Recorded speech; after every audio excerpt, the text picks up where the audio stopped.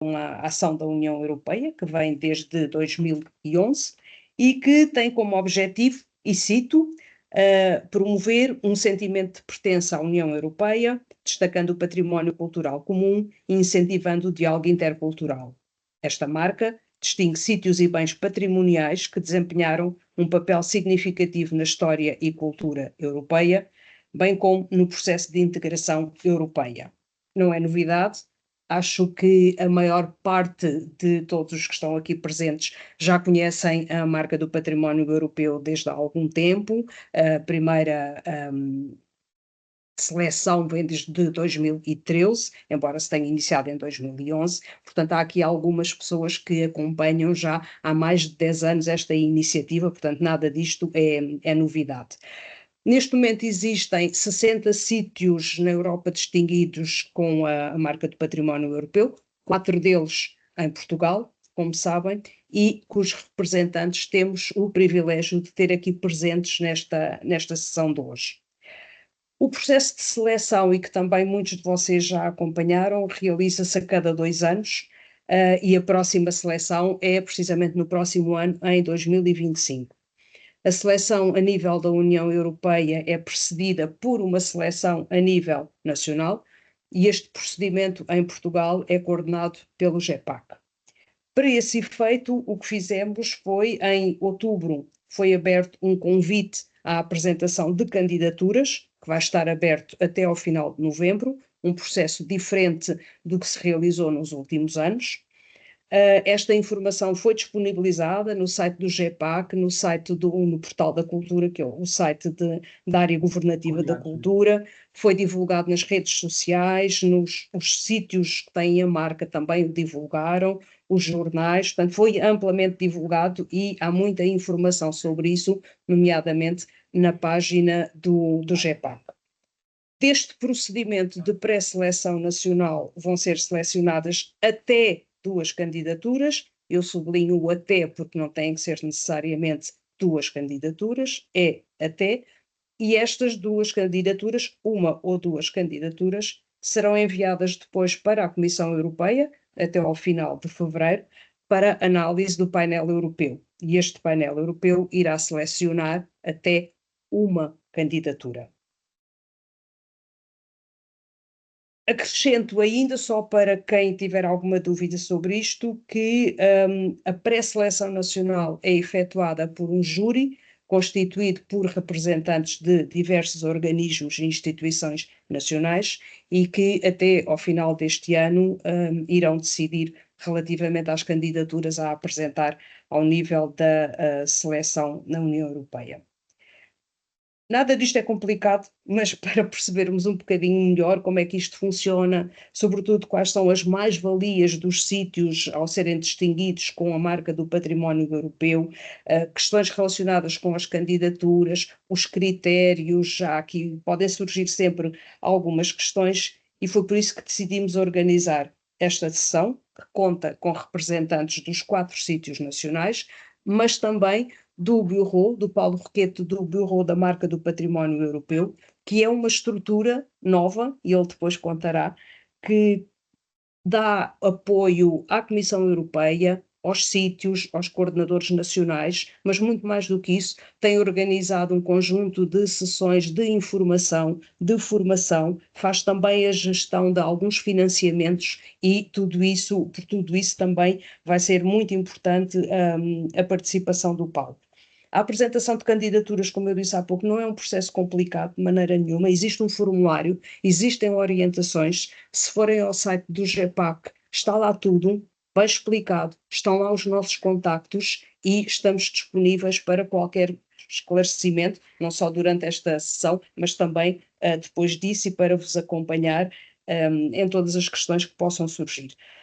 Antes de prosseguirmos e para não perdermos muito mais tempo, quero apenas pedir-vos que todas as questões a serem colocadas, todas as vossas intervenções se façam no final das apresentações que temos. Levantem a mão, nessa altura nós iremos sempre fazendo esse registro e dando depois a palavra, mas no final.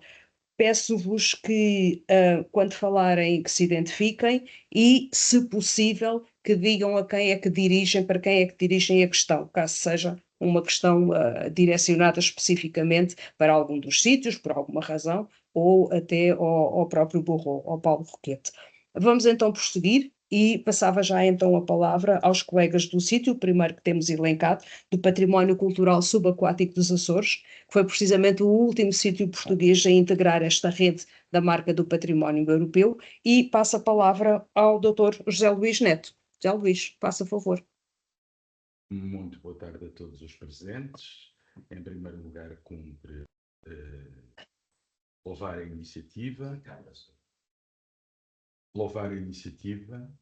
e cumprimentar o GEPAC, que em boa hora assim entendeu promover esta ação de esclarecimento na pessoa da doutora Lourdes Camacho, que é de facto espetacular. Se tiverem a oportunidade de colaborar com ela, vão ver que não estou a fazer publicidade enganosa.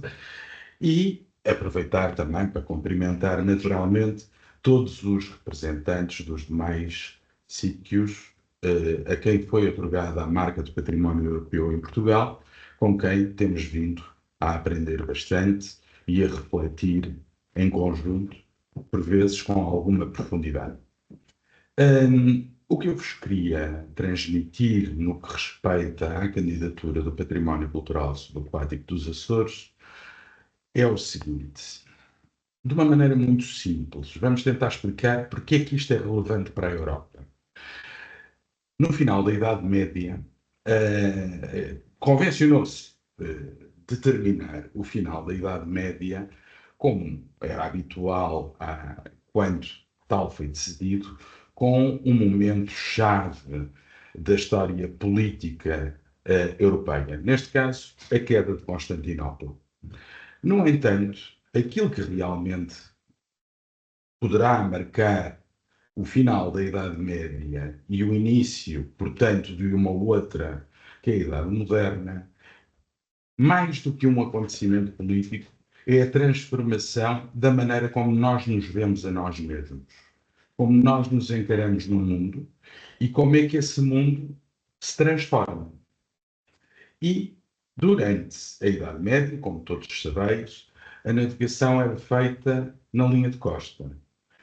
E é, do meu ponto de vista, e não estou isolado nesta perspectiva, o momento em que nós abandonamos os remos para nos auxiliarem na navegação e apostamos somente nas velas, que faz com que, pura e simplesmente, abandonemos uma postura de sentidos, onde é aquilo que vemos e é aquilo que os nossos meios alcançam, e comecemos a acreditar numa navegação invisível, que entramos realmente num mundo da ciência. Ninguém sabe muito bem como é que isto se passou, como é que se passou. Há alguns consensos. Claramente, a navegação só à vela resulta das navegações ibéricas ao longo da costa ocidental africana, a chegada à Madeira, a chegada às Canárias, mas depois à volta tínhamos de vir contra a corrente para poder voltar para casa. Não se sabe se foi um navegador que pura e simplesmente perdeu gente na viagem, mas alguém ousou arriscar ir por onde o vento puxava. A chamada volta ao lar. Todos nós sabemos isto desde as histórias de Portugal que conhecemos desde a instrução primária. E, no entanto, isto mudou o mundo. Mudou o mundo porque permitiu, pela primeira vez, ligar os vários países, os vários povos da Europa ao resto do planeta. E ainda nos demos ao luxo de descobrir um continente que afinal já lá estava e estava cheio de gente, mas que pura e simplesmente do qual nós não tínhamos notícia. A dita América. Há quem a tenha pensado mesmo a Atlântida. Mas, nestas condições de navegação à vela, em que passamos a seguir as correntes e os ventos dominantes para chegar de um ponto ao outro, e apesar de se fazerem viagens maiores, faziam-se com maior eficiência e rapidez, por mercê das condições do próprio Oceano Atlântico, no caminho de volta de todos os continentes para irem destinados aos vários portos importantes da Europa, havia um sítio onde todos tinham de passar. Tinham de passar porque assim o determinava a corrente do Golfo. E tinham de parar porque precisavam de víveres e precisavam de água potável. Se não existissem, por acaso, o arquipélago dos Açores no Atlântico Norte, é muito provável que a primeira globalização europeia ou não tivesse existido, ou tivesse sido fundamentalmente diferente. E nesse sentido, todas as rotas que nós conhecemos, a Rota da Prata, a Rota do Cabo, a Rota da África, a Rota do Cabo Horn, mas todas impreterivelmente no caminho para casa, passaram nos Açores. E passaram nos Açores por todo esse tempo da navegação à vela, que, em boa verdade, mesmo com os vapores que foram inventados no século XIX, a generalização do seu uso só se veio a dar no século XX. E, portanto, aqui se reuniram navegações comerciais e, com isso, também se reuniam corsários e piratas. E, com isso, também se criaram fortificações. E, com isso, criou-se um espaço franco onde todos poderiam aportar. Porque todos precisavam, de alguma maneira, de chegar a casa, quer estivessem em guerra ou não. Milhares e milhares e milhares, ou vastos milhares de navios passaram pelas várias ilhas açorianas ao longo desses 5 séculos. E, ainda hoje, o porto mais importante do Atlântico Norte para os veleiros fica nos Açores. E não é por acaso. Porque nós podemos mudar a tecnologia, mas não podemos mudar as marés e os ventos dominantes. Nesse sentido, no meio destas milhares de navios que iam de um lado para o outro com os seus mundos e trazendo mundos esses que entram nos nossos mais simples hábitos, como tomar um café, comer uns amendoins, beber um chá, utilizar o pacotinho de açúcar ou o pau de canela, tudo isso só existe precisamente devido a essa primeira globalização. Todo esse mundo concentracionou-se aqui. E por vezes, houve acidentes marítimos. Houve acidentes marítimos por incúria, por condições meteorológicas, por guerras, por assaltos, todas as razões possíveis. E nos mares dos Açores existem documentados 1000 naufrágios. 100 sítios já foram descobertos através da investigação da arqueologia subaquática. E 35 sítios desses 100 foram disponibilizados à fruição do público, tornando os Açores, se não no maior, garantidamente um dos maiores museus subaquáticos do mundo. Onde as pessoas recreativamente, fazendo mergulho recreativo, podem ir conhecer pedaços da sua história que ficaram cristalizados naqueles momentos, como se fossem aqueles naufrágios crisálidas presas no tempo. Foi isto que a União Europeia reconheceu como tendo valor europeu e, digamos mesmo, universal. Agora, fazer a candidatura foi um bocadinho, mas só um bocadinho, mais difícil. Nós tínhamos muitas ideias e tínhamos partido já muita pedra. Já tínhamos lançado o roteiro desde 2017, estávamos envolvidos em projetos de financiamentos europeus que nos ajudavam a cuidar desse património. Mas havia muitos assuntos que ainda não tínhamos pensado, porque os técnicos de património pensam, acima de tudo, em património cultural. Não pensam em planos de comunicação, não pensam nos impactos ecológicos das suas ações, não pensam no acesso ao multilinguismo e muitas das vezes às pessoas que têm mobilidades reduzidas ou outros fatores mais incapacitantes. E, nesse sentido, trabalhar a candidatura da marca de património europeu obrigou-nos a sair das nossas certezas e entrar num campo que, claramente, onde estávamos mais inseguros. Fomos recorrendo às várias parcerias possíveis, ao Turismo dos Açores, à Universidade dos Açores, para chegar a todas essas especialidades e conseguir criar um modelo que fosse concertado, que desenvolvesse a investigação, que desenvolvesse, acima também de tudo, um desenvolvimento sustentável, dando dignidade económica aos nossos parceiros, neste caso aos centros de mergulho, que são os fiéis depositários desse mesmo património, e, por fim, que servisse para devolver autoestima às próprias comunidades onde ele se encontra implantado. Que estas histórias voltassem a reinserir-se na narrativa que elas têm sobre elas mesmas e que percebessem que a sua história tem um valor que ultrapassa claramente o da ilha, o das fronteiras da terra da ilha, e que graças ao mar, se não for encarado como uma muralha, pode ser uma estrada que liga a ilha a todas as partes do mundo. Dá trabalho, mas vale muito a pena. Era isso que eu vos queria partilhar. Obrigado. Muito obrigada, José Luís.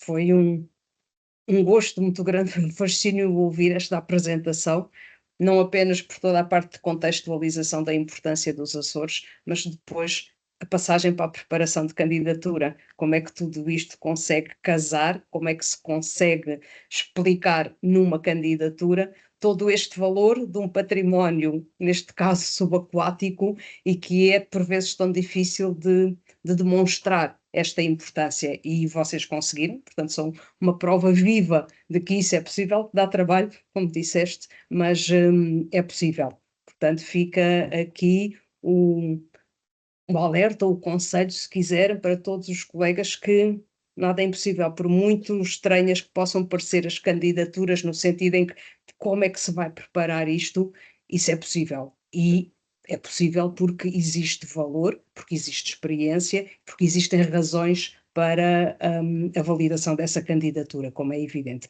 Muito obrigada mais uma vez e passo então a palavra, saltando agora do arquipélago dos Açores para Coimbra, passo a palavra ao nosso colega da Biblioteca Geral da Universidade de Coimbra, António Maia do Amaral. Faça favor. Muito obrigado, penso que me estejam a ouvir bem. Perfeitamente. Cumprimento todos, é um prazer estar neste webinar. Pensei que tive um problema de saúde, como se prova pelo documento junto, não é? E pensei que não conseguiria estar aqui, mas apesar de ter aqui uma máquina ligada, penso que vou conseguir exprimir-me, que isto não vai incomodar muitas pessoas que estiverem a ver. Eu gostaria de começar, talvez, por contar, nós temos uma posição um bocadinho diferente, especial, acho eu, dentro desta marca do património europeu. E eu gostaria de começar, talvez, pela pré-história da marca. Lourdes Camacho começou em 2011, eu vou andar um bocadinho para trás, para explicar em que circunstâncias é que nós nos candidatamos, de facto, à marca de património europeu. Houve um programa anterior, a marca foi criada primeiro numa conferência intergovernamental de ministros da cultura, e esse programa intergovernamental não tinha nem verbas, nem regulamentos, e era assim um bocadinho ad hoc. E aconteceu que numa dessas reuniões, e eu não cometerei nenhuma inconfidência, nem estou sujeito a um dever de sigilo de alguma espécie, porque não estive lá, mas eu consigo imaginar como é que aquilo aconteceu. Estavam os ministros todos da cultura da Europa, nesse tempo, e opa, diz lá qual é o sítio, quais são os sítios na tua terra que merecem ter uma marca do património, porque nós queremos criar aqui uma marca do património para distinguir objetos importantes para a Europa, um bocadinho para fazer frente ou para fazer um bocadinho na esteira do arrastamento do World List dos monumentos da Unesco. E então é neste contexto que a Biblioteca Geral é atirada para ser marca do património europeu, e eu imagino, e é só uma imaginação, que terá sido pelos valores patrimoniais que a Biblioteca contém, pelo facto de ter, eu costumo dizer, para provocar as pessoas, o seu depósito mais bonito, como a Biblioteca Joanina da Universidade de Coimbra, uma das mais belas bibliotecas barrocas do mundo, e, curiosamente, uma das primeiras, que é também uma coisa que as pessoas não sabem, pensam, bom, a Biblioteca Joanina entra dentro daquele contexto do barroco internacional, da criação de bibliotecas, do iluminismo. Não, a Biblioteca Joanina quase que precede todo o movimento da criação das bibliotecas barrocas europeias.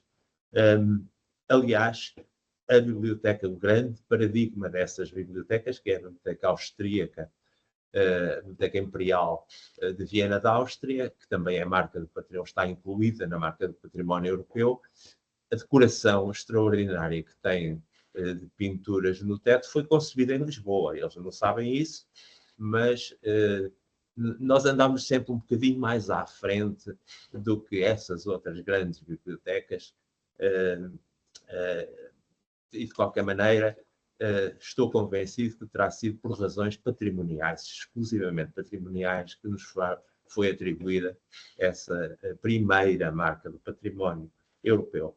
Entretanto, mais tarde, o Parlamento Europeu pega na marca, porque não acontecia nada, enfim, não teve sequência esse projeto, penso eu, e o Parlamento pega, cria um regulamento adequado,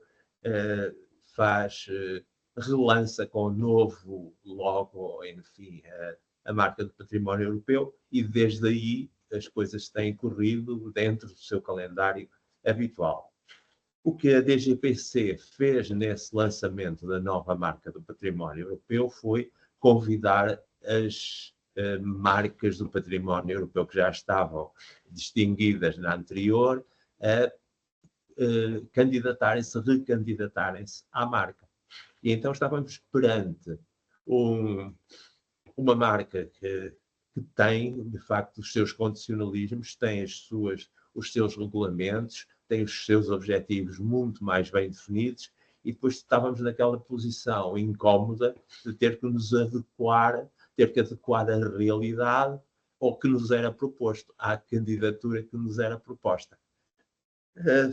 Não foi fácil, mas tivemos que encontrar então as ideias certas, que já não seriam essas tais ideias de um património que importava para a Europa por causa dos livros, por exemplo, contidos na Biblioteca Joanina, que são de todas as línguas de todos os países, enfim, poderiam ser considerados de facto um património europeu, como a própria arquitetura da Joanina. Encontramos outras razões não patrimoniais, enfim, nos nossos na nossa cultura organizacional como biblioteca, porque o que foi considerado marca de património não foi e não é neste momento a Biblioteca Joanina enquanto tal, objeto que serve de depósito de livros, como eu dizia, e também de local turístico, de visitas turísticas. Não é isso que é a marca do património europeu. A marca do património europeu é a Biblioteca Geral da Universidade de Coimbra. E, portanto, essas outras reuniões, esse que eu chamo as razões certas para ser marca do património europeu, fomos encontrá-las, de facto, na história e na cultura organizacional da biblioteca.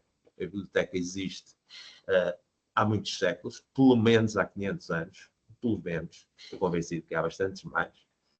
porque não se compreende, por exemplo, uma universidade medieval sem bibliotecas, um ensino que era baseado nos livros, que era baseado na cópia dos livros, na escrita dos livros e no enunciado das lições, das leituras das lições pelos mestres. Aliás, se chamam lentes por essa razão, porque liam livros na aula.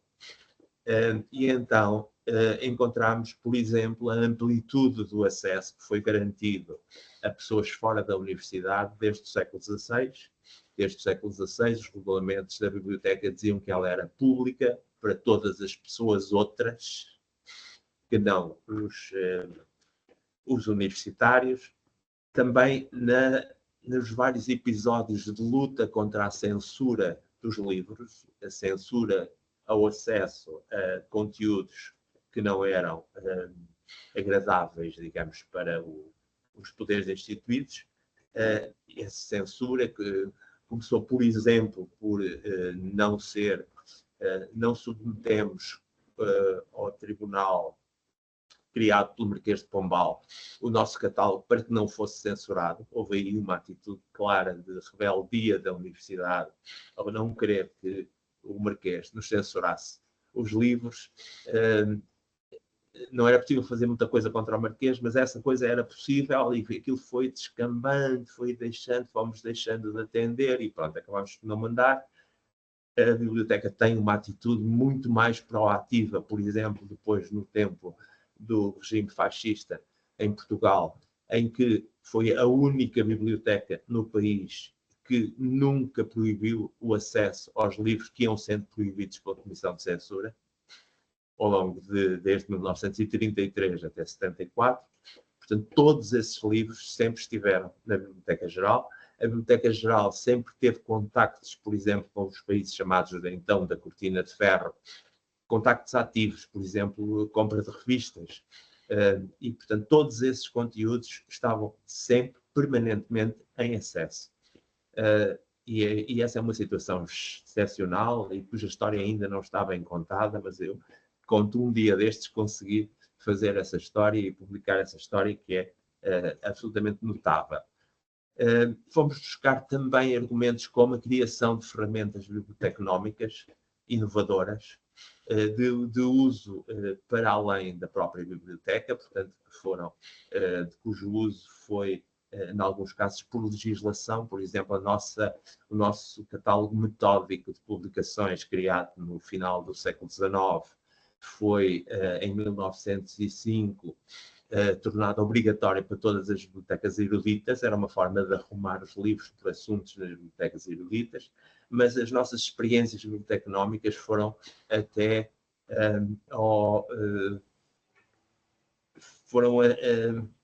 protótipo para uma série de bibliotecas universitárias no resto do mundo. Portanto, ferramentas bibliotecnómicas que foram, de facto, internacionalizadas e que foram reconhecidas pelos nossos pares. Finalmente, ou adicionalmente a estas razões, encontramos a criação de uma consciência profissional entre os profissionais de bibliotecas. Houve uma altura, nos anos 60, em que esta biblioteca abre ao público, este edifício onde eu estou abre ao público, em que Coimbra tinha na sua cidade universitária a maior concentração de bibliotecários por quilómetro quadrado no país, porque as bibliotecas estavam pouco providas de bibliotecários e estavam muito dispersas. E aqui concentravam-se muitos profissionais, e entre esses profissionais foi nascendo a consciência de uma classe que não estava protegida e que tinha sido, de alguma maneira, maltratada pelos poderes públicos, nomeadamente a nível de vencimentos. Houve uma altura em que, ao contrário dos outros licenciados na função pública, os bibliotecários tinham ordenados muito inferiores, sendo considerados apenas técnicos, não obstante terem a necessidade de uma licenciatura mais um estágio profissional de 6 meses. E, portanto, essa consciência de classe nasceu aqui, na Biblioteca de Coimbra, e foi responsável, por exemplo, pela criação da primeira revista da especialidade para os profissionais, os cadernos de biblioteconomia, arquivística e documentação. Finalmente, os técnicos mais qualificados da biblioteca foram também professores dos cursos de bibliotecários arquivistas, que foi também um dos primeiros cursos na Europa a ser criado a nível universitário e que funcionava aqui em frente de nós, na Faculdade de Letras, a partir de 1945. Já sem mencionar que maior percentagem, uma grande percentagem dos nossos utilizadores não são portugueses de origem, e que há um grande número, uma percentagem muito significativa de utilizadores europeus nesta biblioteca. Porquê? Porque a Universidade de Coimbra também é a maior universidade com alunos estrangeiros e, portanto, não é difícil, até dados os hábitos culturais que eles trazem quando vêm para Coimbra, que eles frequentem bibliotecas. E, portanto, temos aqui uma enorme participação, percentagem de alunos estrangeiros. Por todas essas razões, creio que conseguimos defender suficientemente bem a nossa marca do património europeu e convencer que, apesar de não estarmos a basear-nos e a incluir a Biblioteca Joanina, cultivávamos de facto valores europeus dignos de proteção e de reconhecimento. A marca do património europeu nestes últimos 10 anos tem funcionado em cima de um plano de trabalho, um plano de atividades que é proposto e que é avaliado. Eu só muito rapidamente, porque penso que já estou a exceder o meu tempo, diria que há erros que devíamos evitar na construção desse plano de atividades, que é importante dentro da candidatura, como, por exemplo, tentar ser muito ambicioso e incluir coisas que não controlamos completamente. Pronto, isto vale para todos os projetos, mas vale também para estes.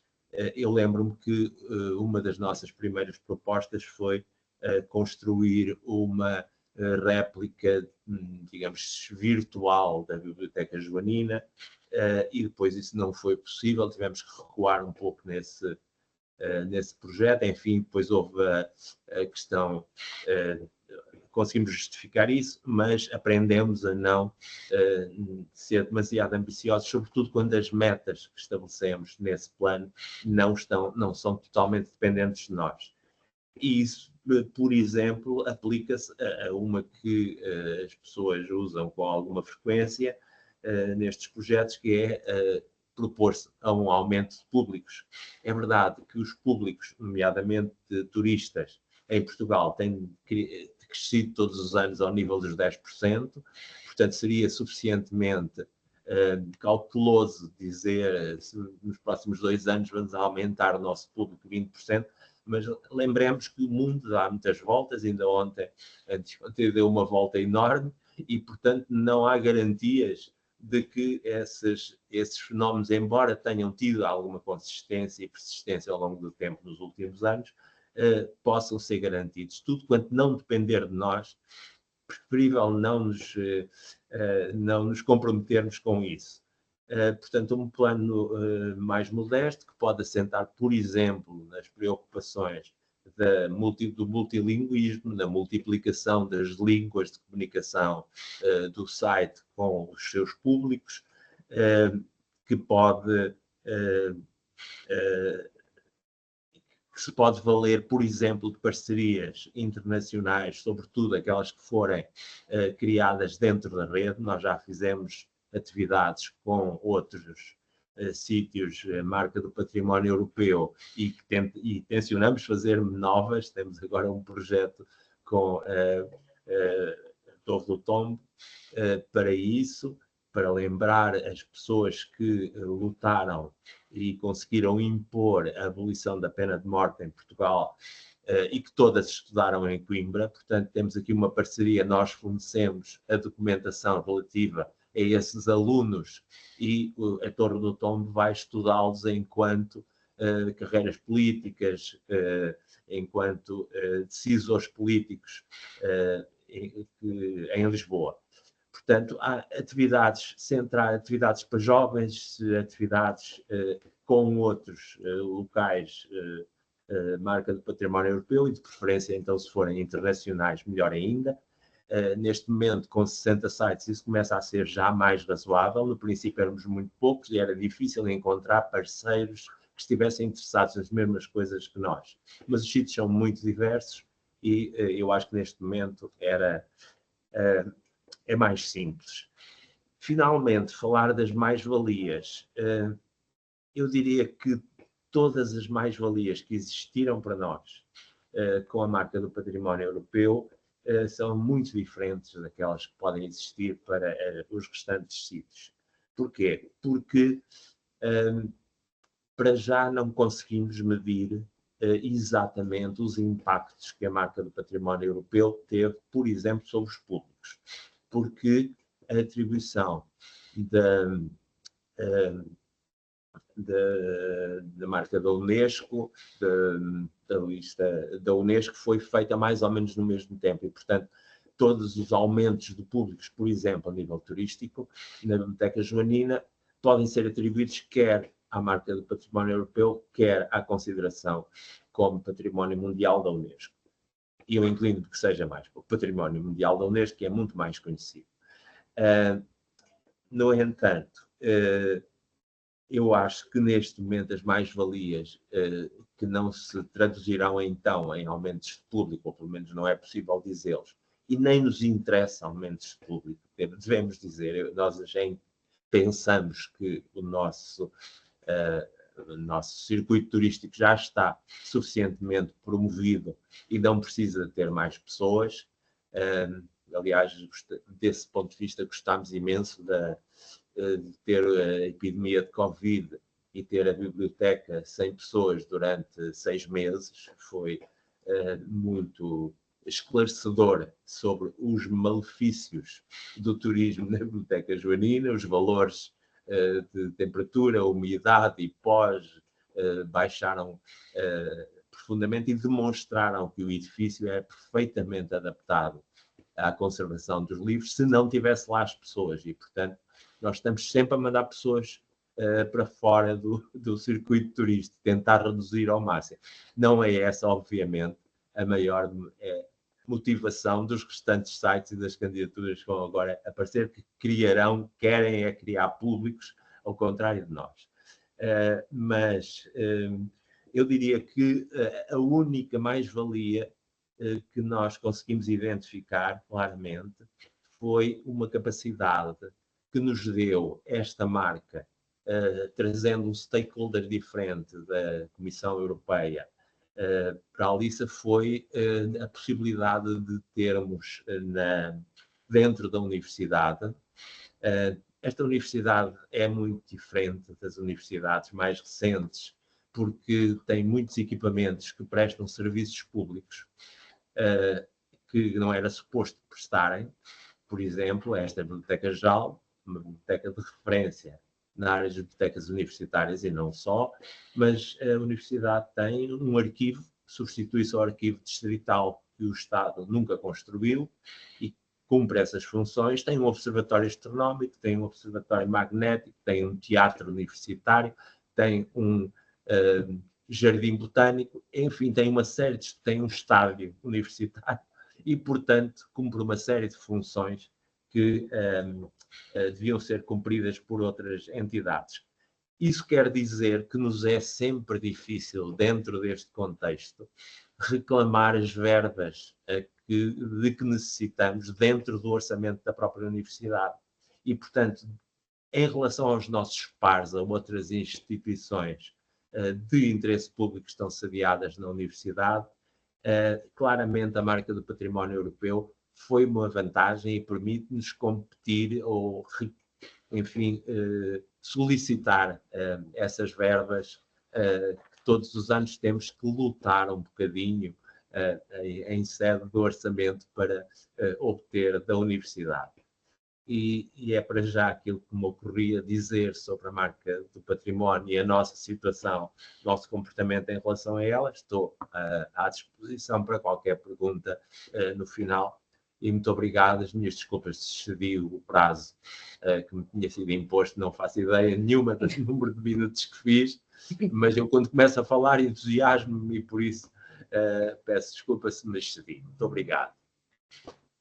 Não faz mal, António, que tenhas cedido, não excedeu, mas de qualquer forma é sempre um prazer ouvi-lo, portanto acho que ninguém se importou que tivesses cedido e qualquer um cederia alguns dos seus minutos para poder continuar a ouvir. Obrigada por esta apresentação do sítio que é a Biblioteca Geral da Universidade de Coimbra, que não é só a Biblioteca Joanina, é muito mais do que isso, as dificuldades que existem, como é que se prepara uma candidatura de um local tão especial e com algumas particularidades e como é que isso foi conseguido e como se continua a impor na cidade e não só como marca do património europeu também, embora, como diz, talvez seja mais reconhecido pelo património da Unesco do que pela marca de património europeu. Obrigada, e fazendo uma ligação àquilo que o António acabou de falar, numa colaboração com a Torre do Tombo, passo a palavra ao José Maria Furtado, responsável do sítio, aqui um sítio muito especial da Carta de Lei da Abolição da Pena de Morte no Arquivo Nacional da Torre do Tombo. José Maria, faça favor. Olá a todos, muito boa tarde. Em primeiro lugar, os meus agradecimentos pelo honroso convite que me fizeram para estar aqui presente perante vós, para vos apresentar aquilo que é a nossa marca do património europeu. Eu iria começar por passar um PowerPoint, se calhar iria partilhar convosco e partimos a partir daí. Vocês estão a ver já? Sim, senhores. Bom, irei fazer uma primeira e breve apresentação do sítio da marca.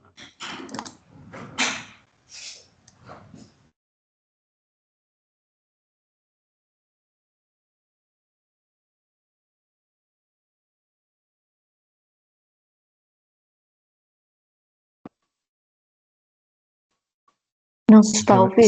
Zé Maria, tens o teu microfone fechado. Não te ouvimos.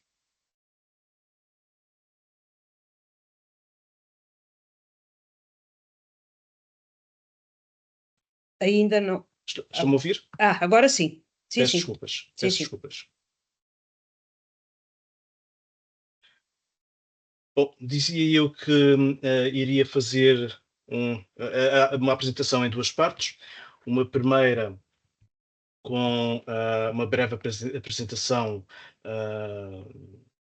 do sítio e uma segunda parte com a experiência que nós tivemos neste processo de candidatura. Peço perdão.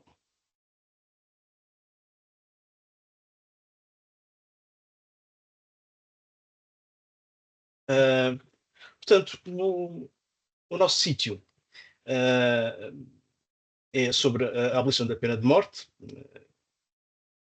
A candidatura com que está adjudicada junto à marca é Carta de Lei pela qual Dom Luís sanciona o decreto das Cortes Gerais de 26 de junho de 1867, que aprova a reforma penal e das prisões com a abolição da pena de morte.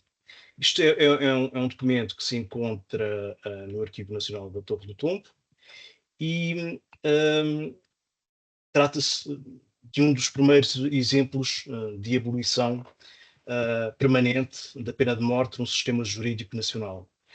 Nesse aspecto, Portugal é considerado pioneiro neste domínio.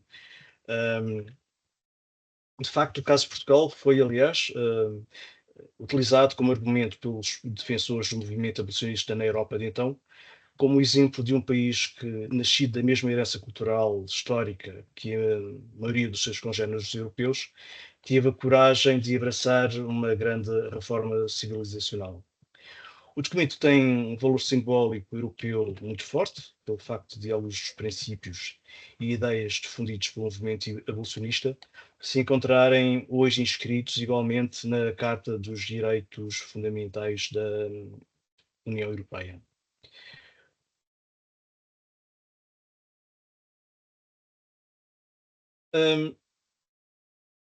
No âmbito daquilo que são as prerrogativas da atribuição da marca de património, e de acordo com o plano entregue, temos vindo a desenvolver desde 2015, data em que recebemos a marca de património europeu, um conjunto de atividades que giram em torno dessa temática. O nosso serviço educativo oferece essas atividades relacionadas com o tema, a abolição da pena de morte em Portugal e a cidadania europeia, e através da temática desenvolvemos uma narrativa sobre o processo histórico que permitiu a decisão da abolição da pena de morte em Portugal, e abordamos também questões relacionadas com os direitos humanos. Realizamos várias exposições sobre a temática, outras tantas em torno dos valores da marca, como o Estado de Direito, a dignidade humana, a democracia, os direitos humanos e a justiça. Realizamos exposições não só físicas, mas também virtuais, promovemos publicações em linha, construímos também exposições que têm cariz de itinerância, isto como uma política de aproximação e de promoção das ideias junto a municípios mais distantes da área de Lisboa e a escolas igualmente. Promovemos conferências temáticas sobre a matéria, geralmente em cooperação com outros parceiros, designadamente as universitárias, e instituímos também, como uma forma de promoção e maior abrangência da informação que queríamos transmitir e da forma como queremos comunicar, uma página web que foi construída em 2017, no âmbito da comemoração dos 150 anos da abolição da pena de morte, e que serviu para nós promovermos ainda mais a ideia da marca e, obviamente, o nosso sítio.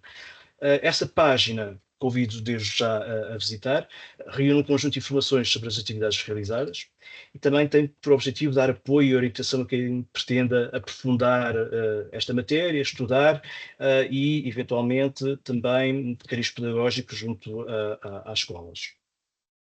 No âmbito desse plano de comunicação e de projeto que nós entregamos à Comissão Europeia, de 4 em 4 anos revemos a miúdo.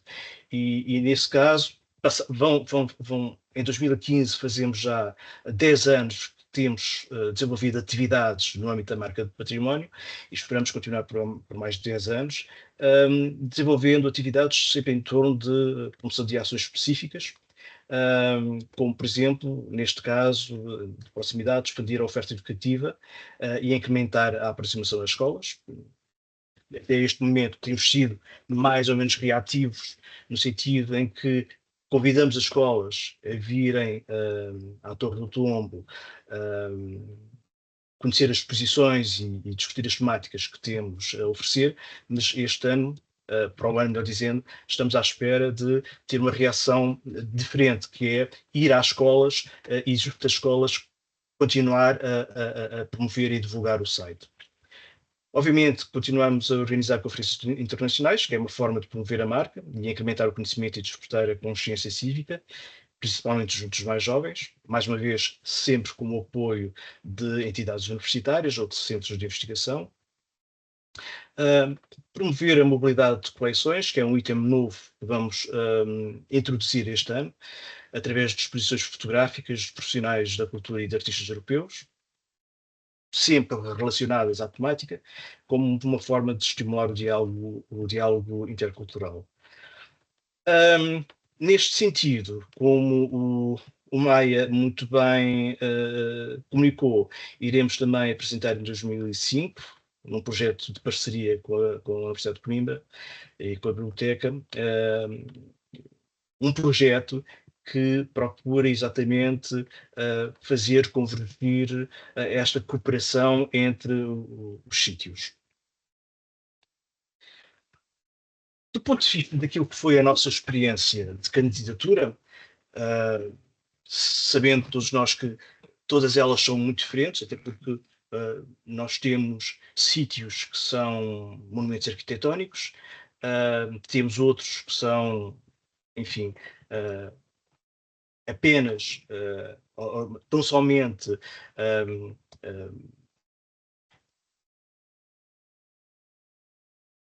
monumentos pré-históricos e outros que são arquivos, mas nós temos a particularidade de termos tão somente um documento, que é um documento monumento, efetivamente, mas é um documento com muito potencial, mas que traz, obviamente, questões de gestão complexas, porque há alguns critérios que são propostos pela marca, nós não os poderemos cumprir na sua totalidade. A questão do documento de turismo, por exemplo, não é igualmente algo que nos motive a fazer. No entanto, do ponto de vista daquilo que foi a nossa estratégia para a candidatura, a nossa primeira grande dificuldade inicial foi saber como e por onde começar. Efetivamente, no início, o entusiasmo e a falta de experiência na elaboração deste tipo de trabalhos foi um obstáculo, cometemos alguns erros, mas rapidamente percebemos que para conseguirmos levar a candidatura a bom porto, teríamos que aprofundar em muito o método de abordagem técnica na construção deste desiderato. Logo, compreender os objetivos e os critérios de elegibilidade de forma a melhor entender a dinâmica da candidatura, estruturar o projeto e estabelecer o plano de trabalho a implementar, tornou-se de imediato uma prioridade. O primeiro trabalho que nós fizemos foi preocupar-nos efetivamente a identificar claramente quais é que eram os objetivos concretos da marca de património, obrigar-nos a estar focados unicamente nesses objetivos, para não cair na tentação de derivar para questões laterais e que pouco interessam àquilo que é o objetivo maior da marca do património europeu. E, obviamente, que focar estritamente nestes objetivos para entender qual é que era a dinâmica da candidatura e, obviamente, ser capaz de estruturar melhor o projeto e estabelecer o plano de trabalho a implementar. Obviamente que aqui a experiência, o ensinamento que nós retiramos desta experiência foi concluir que, por vezes, o entusiasmo inicial e as leituras menos atentas ou incompleta dos critérios e das especificidades que importavam realçar do ponto de vista simbólico e histórico em que o sítio se sustentará, ou uma justificação um pouco fundamentada das alegações que o sítio poderá ter em relação à Europa, ou seja, aquela dimensão europeia de que já várias vezes falamos, seja movimentos europeus ou outros eventos, põe em causa o sucesso da candidatura, de forma que a preocupação maior terá que ser exatamente esta de ser rigoroso no processo de investigação e da confluência dos nossos trabalhos em relação a isto que nos é pedido no tocante à dimensão europeia. Logo, assegurar a satisfação estrita dos critérios e ser capaz de os demonstrar objetivamente é uma condição fundamental para o sucesso da candidatura.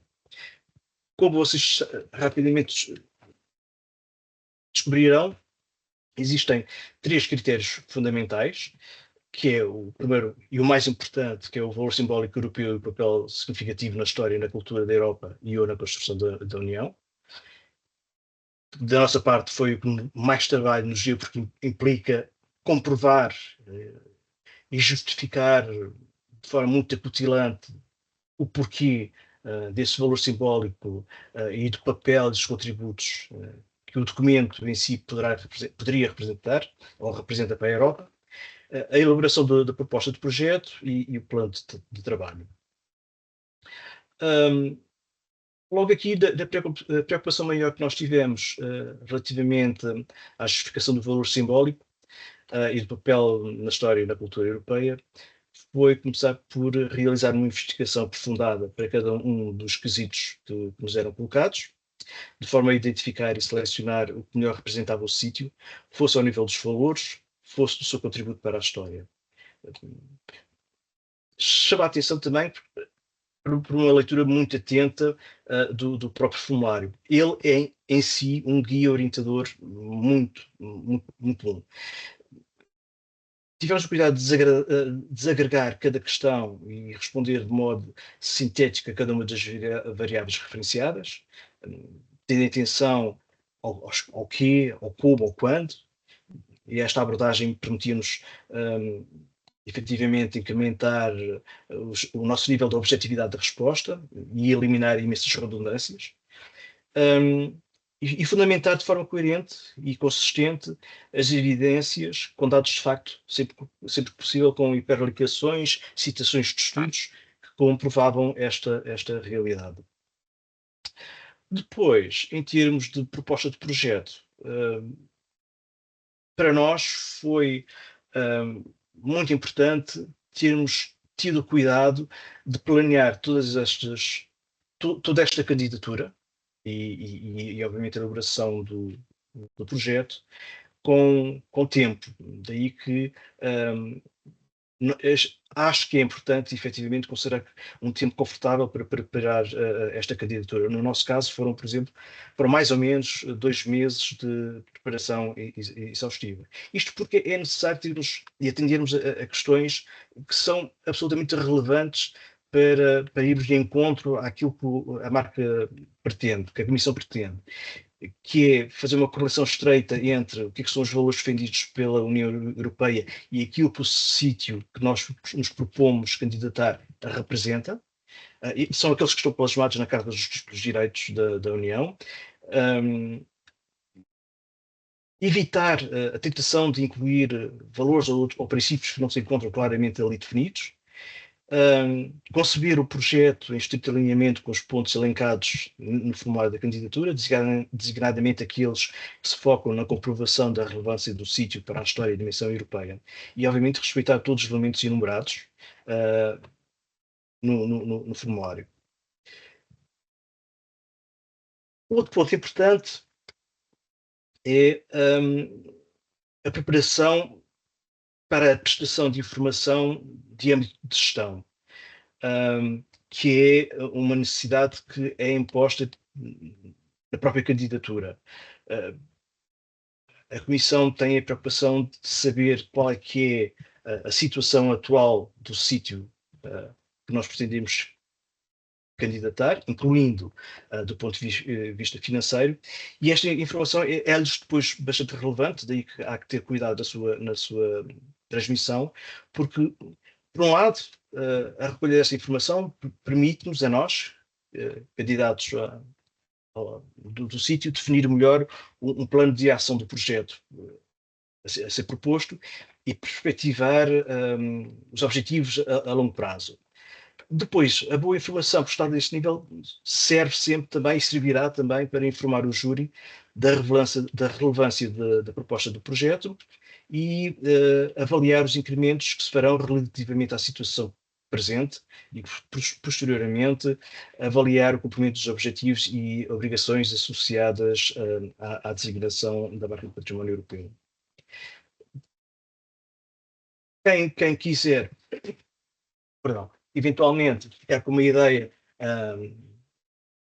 das justificações que nós fizemos para a promoção do projeto de conformidade, seja a nível dos projetos, dos objetivos do projeto, de valor simbólico, a questão da natureza transfronteiriça ou pan-europeia, o lugar e o papel da Carta de Lei na história e no processo de integração da Europa e a sua relação com os eventos, personalidades, movimentos europeus importantes, etc., poderão ficar com uma ideia desta argumentação toda, consultando aqui o nosso site, os 150 anos da abolição da pena de morte.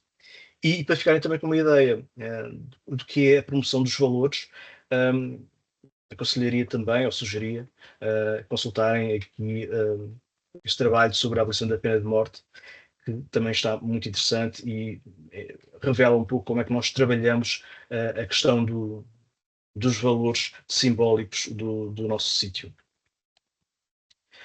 Por fim, a execução do plano de trabalho, uma vez reunidas todas estas informações, pode efetivamente tornar-se mais simples, com algumas dificuldades de natureza técnica, em alguns casos.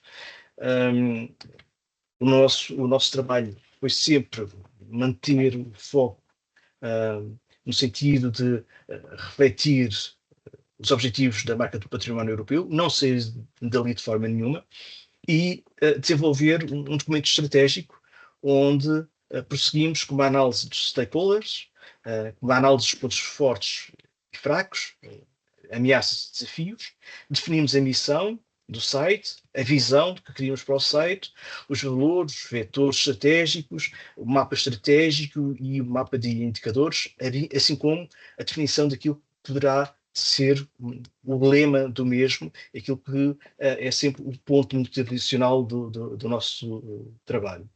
E depois chamar a atenção, obviamente, que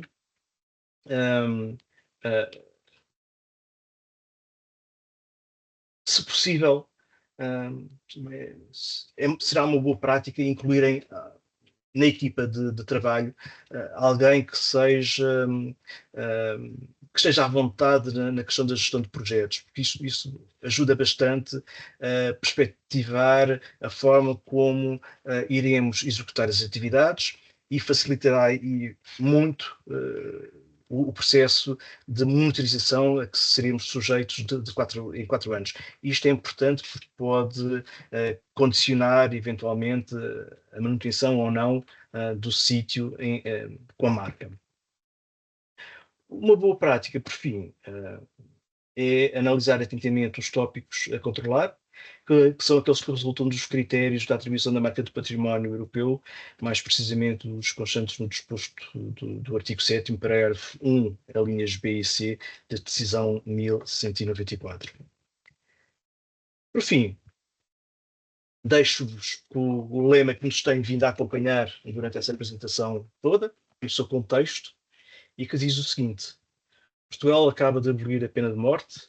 Acompanhar este progresso é dar um grande passo civilizacional. Desde hoje, Portugal está à cabeça da Europa. Vós, portugueses, não deixaste de ser navegadores intrépidos. Outrora íeis à frente dos oceanos, hoje ides à frente na verdade. E o lema é: proclamar princípios é ainda mais belo que descobrir mundos. Muito obrigado a todos.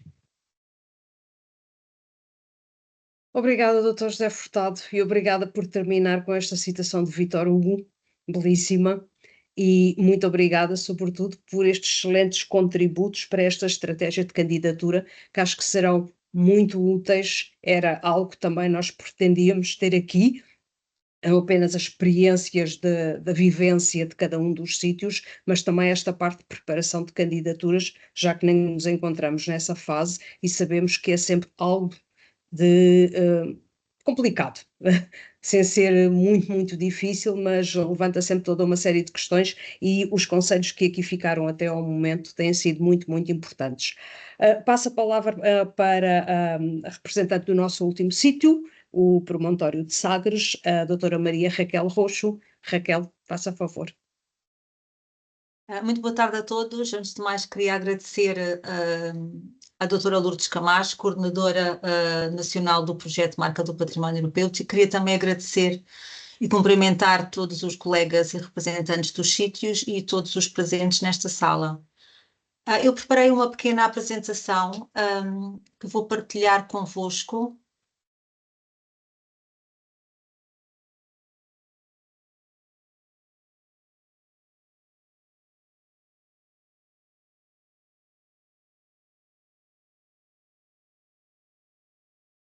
Não sei se todos conseguem ver. Sim, sim, sim. Todos também me estão a ouvir bem. Perfeitamente. Portanto, o Promontório de Sagres foi distinguido com a Marca do Património Europeu em 2015, numa candidatura que foi submetida pela então Direção Regional de Cultura do Algarve. A Direção Regional de Cultura do Algarve, portanto, era a entidade que até dezembro, até ao final do ano passado, tinha a tutela e a gestão da Fortaleza de Sagres, portanto, que é o monumento que vocês conseguem ver nesta primeira imagem. O Promontório de Sagres, de facto, é este cabo, portanto, no fundo corresponde ao Cabo de Sagres, e é aqui que a Fortaleza de Sagres fica fica localizada. Portanto, e a Europa começa aqui, é o slogan do projeto. Eu preparei esta apresentação em 3 pequenas partes, portanto, vou falar primeiramente do sítio, o sítio que foi distinguido com a marca do património europeu, portanto, que não é apenas a Fortaleza de Sagres, mas é o promontório de Sagres e também a paisagem cultural associada a este território. Numa segunda parte, irei falar no processo de candidatura, portanto, irei dar destaque apenas a algumas questões que me parecem mais pertinentes de salientar, no nosso caso, e no final algumas experiências e também quais foram para nós, quais têm sido as mais-valias de participação nesta rede, desde 2015. O sítio, portanto, nós estamos a Fortaleza de Sagres, ou o Cabo de Sagres, situa-se no extremo, digamos assim, mais ocidental do Barlavento Algarvio. Portanto, temos aqui a vista sobre a entrada do monumento, sobre a entrada da Fortaleza de Sagres, e trago-vos aqui também o excerto da distinção do promontório de Sagres como marca. Portanto, nós vemos que o promontório de Sagres é reconhecido a este lugar a sua importância do ponto de vista, portanto, para a marca do património europeu, é reconhecido o seu papel fundamental e decisivo na história europeia, mas também na história mundial, essencialmente facto de ter sido um lugar decisivo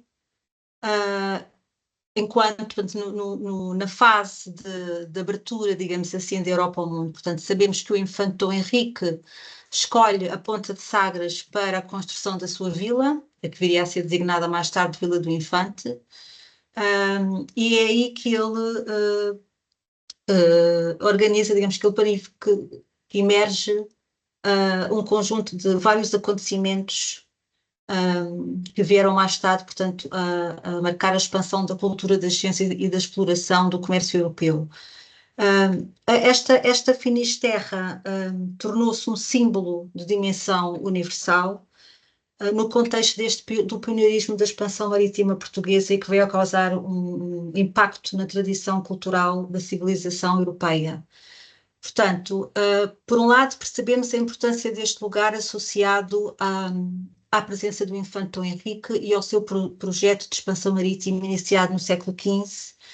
Por outro lado, a candidatura também dá destaque à riqueza da paisagem cultural deste território e vamos ver que a paisagem cultural não se situa apenas na zona de Sagres, mas vai até Lagos, portanto, porque Lagos, como sabem, foi o lugar, portanto, era considerado um cais de partida, não é? O primeiro cais de partida das primeiras embarcações de viagem de exploração da costa ocidental africana, mas é muito mais do que isso. E eu queria-vos falar um pouco também da paisagem cultural, trago aqui outras imagens da Praça de Armas e da Praça. Isto é o interior da Fortaleza de Sagres, para quem não conhece.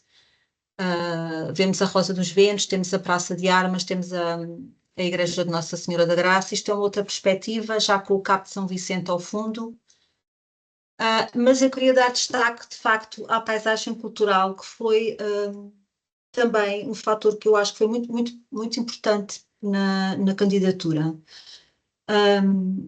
Percebemos que associados a este território, associado ao promontório de Sagres, existe uma paisagem cultural extremamente importante e rica, que tem um conjunto de bens patrimoniais que são importantes de assinalar também em contexto europeu.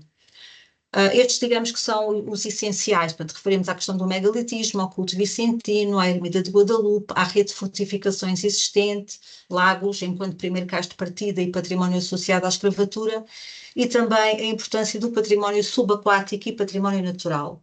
Eu trago-vos aqui um pequeno mapa onde se consegue identificar, consegue-se perceber melhor a extensão desta paisagem cultural.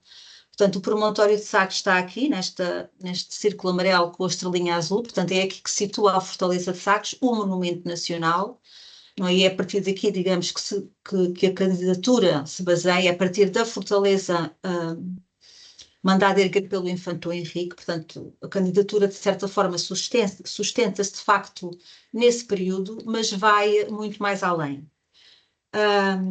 Queria-vos, por exemplo, identificar aqui três dos menires, o menir das Pradantas, o menir padrão ou a pedra escorregadia, que são apenas alguns exemplos da grande quantidade de monumentos megalíticos que se encontram neste território. Portanto, nós estamos perante, sabemos que nesta zona, o conceito de Vila do Bispo integra a maior concentração de vestígios meníricos da Península Ibérica. Portanto, é a maior concentração de vestígios meníricos na Península Ibérica e uma das mais importantes em contexto europeu, pelo facto de se saber que este fenómeno é um fenómeno, o fenómeno do megalitismo terá surgido exatamente nesta região, portanto, no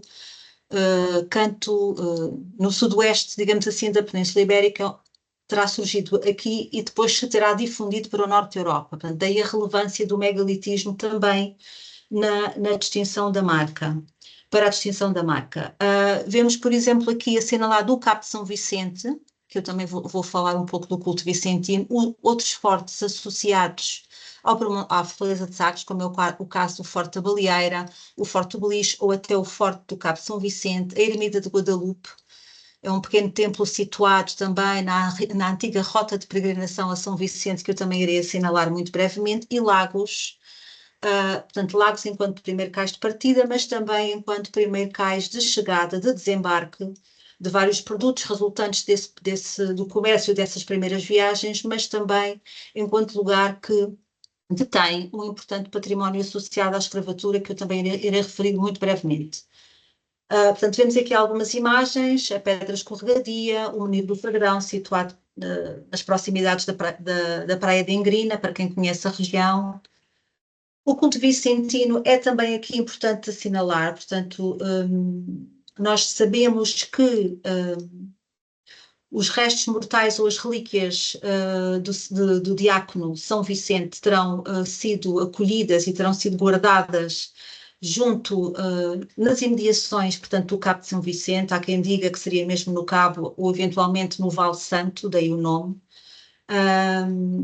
Há registros e há relatos, aliás, testemunhos, não só de geógrafos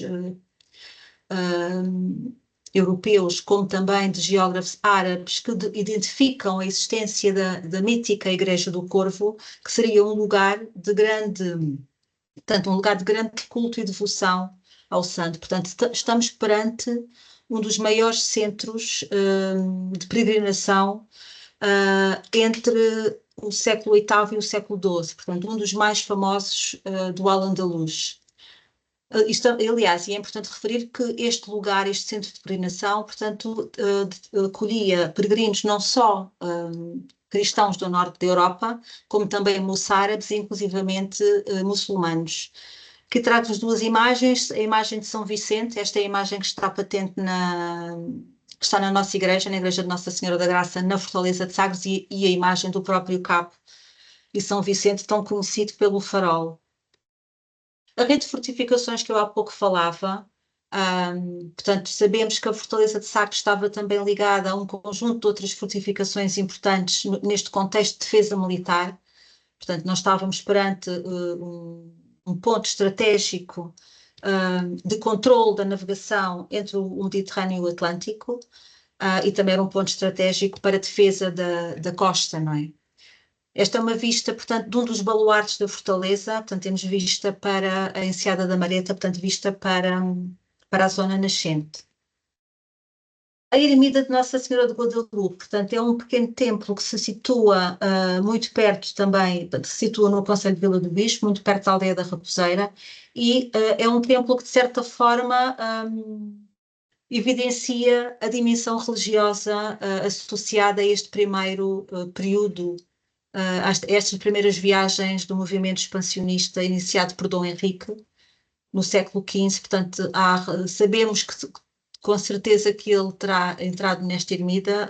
Há até um registro documentado de um encontro entre o infante Dom Henrique e o alvice Luís de Cadamosto, perto, na Quinta de Guadalupe, portanto, que se situaria mesmo aqui nas imediações da ermida de Guadalupe.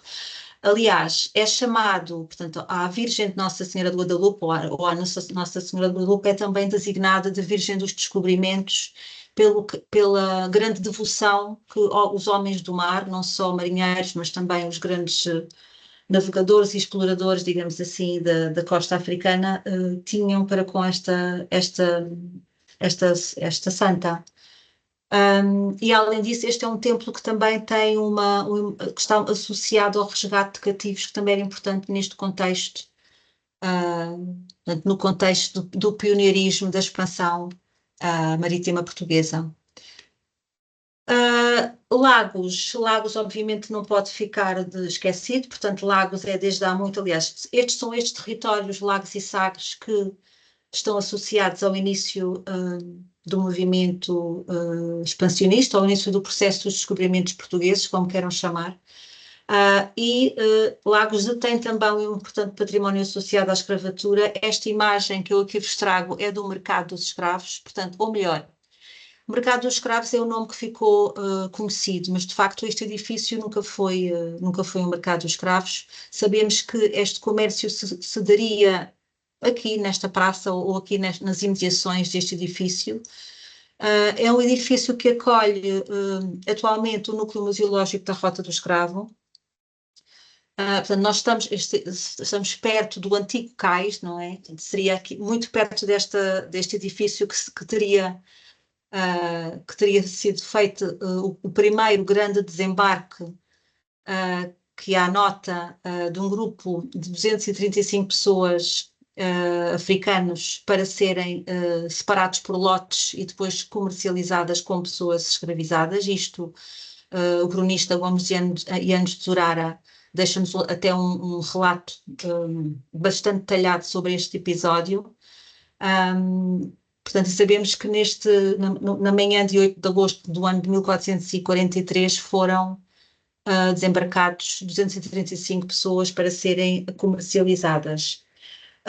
Além desta zona, além do mercado dos escravos, há também, muito recentemente, junto ao Vale da Gafaria, ou seja, fora das muralhas da cidade de Lagos, no ano de 2009 foi descoberto uma lixeira medieval, portanto, isto no decorrer da construção de um parque de estacionamento subterrâneo, foram encontrados 158 esqueletos, que depois foram identificados como sendo de africanos de meados do século XV, meados do século XVI, portanto, que seriam de pessoas escravizadas até mesmo pela forma como tinham sido descartadas. Portanto, não estávamos perante nenhum cemitério, era mesmo um lugar de descarte destas pessoas. Este Poço dos Negros, como queiram chamar, constitui de facto um dos mais antigos Poços dos Negros encontrados na Europa, aliás, até ao momento é o mais antigo, e é também um dos mais importantes e de maior relevância mesmo a nível mundial. Portanto, e por isso também, e tudo isto foi considerado na paisagem cultural associada ao promontório de Sagres. Por último, o património cultural também faz referência, a paisagem cultural faz também referência quer ao património natural existente, quer ao património subaquático. Eu trago-vos apenas aqui duas imagens do património, portanto, que representam, de certa forma, a riqueza da biodiversidade deste território. Estas duas plantas podem ser encontradas mesmo no Cabo de Sagres, no próprio promontório de Sagres. O morrião das areias é esta planta lilás que salpica o nosso Cabo de Sagres, que salpica a vista de quem passeia no promontório na altura da primavera. E a alquiteira do Algarve trata-se de um endemismo muito raro, que chegou a estar à beira da extinção, portanto, e que só existe mesmo nesta zona do sudoeste, portanto, só mesmo na zona do sudoeste, na ponta de Sagres, digamos assim. Relativamente ao processo, portanto, depois de vos ter falado brevemente sobre a questão do sítio e dando algum destaque para a questão da paisagem, que eu acho que foi determinante, falando do processo, trata-se de uma candidatura submetida em 2015 pela Direção Regional de Cultura, em que não foi apenas o monumento Fortaleza de Sagres, foi também considerado a paisagem de interesse cultural e também o lugar enquanto lugar de memória, enquanto esse lugar símbolo, enfim, que a memória europeia, que o imaginário não só português, mas também o imaginário da grande maioria dos europeus relacionam com esta ideia de o ponto mais do fim do mundo. Portanto, muitas pessoas nos continuam a visitar com a ideia de virem ver aquilo que era então o fim do mundo, mas também como este lugar de memória associado à abertura da Europa ao mundo. Portanto, foi a partir de Sagas e a partir de Lagos que se iniciou portanto, que se iniciaram as primeiras viagens de exploração da costa africana, que vieram depois a nos trazer tantas outras, a enriquecer do ponto de vista do conhecimento, da ciência e da cultura. O processo de candidatura, importa aqui referir um aspecto importante, que é o seguinte: o processo de candidatura, no nosso caso, sustentava-se essencialmente em várias ações que estavam, muitas delas, dependentes da conclusão da segunda fase do projeto de requalificação e valorização do promontório de Sagres. Portanto, este projeto era um projeto muito grande, era um projeto complexo, que tinha várias empreitadas, várias ações, não só nas muralhas da fortaleza, mas no edificado, até nas questões das acessibilidades ao longo do promontório. Portanto, havia várias ações.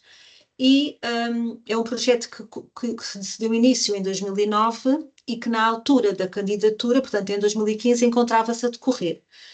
E, de certa forma, estava dependente, para ser conseguido ser realizado na sua plenitude, estava dependente da abertura do novo centro expositivo da Fortaleza de Sagres. Ora, este novo centro expositivo só foi aberto, ou seja, o projeto só foi concluído há 2 anos, portanto, foi apenas em novembro de 2022 que, de facto, se conseguiu concluir o projeto com a abertura ao público do novo centro expositivo da Fortaleza de Sagres, que, de facto, é, por excelência, o lugar adequado para promover a narrativa europeia, para promover uma consciência não só europeia, mas, digamos assim, global deste território. Portanto, e estas 6 propostas baseavam-se também, no fundo, estavam dependentes da conclusão deste projeto de requalificação.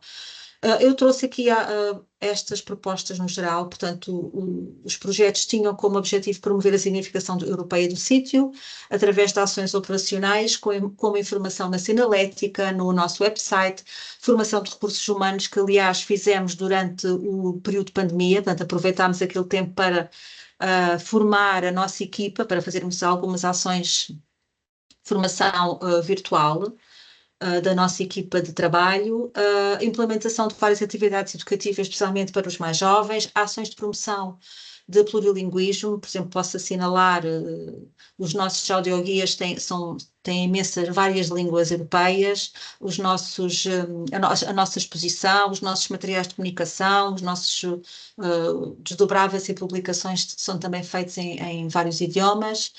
A questão da troca de experiências com outros sítios de marca do património europeu e o trabalho em networking era também extremamente importante e foi também integrado no processo de candidatura.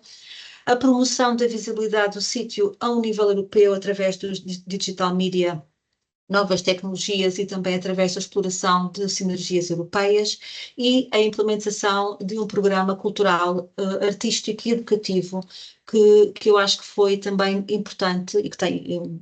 Por acaso é nesta última fase que eu até dedico mais, que é o meu dia-a-dia, que eu dedico o meu trabalho, mas que de facto reforçassem a ligação entre património, entre aquilo que é o património e a criação artística contemporânea.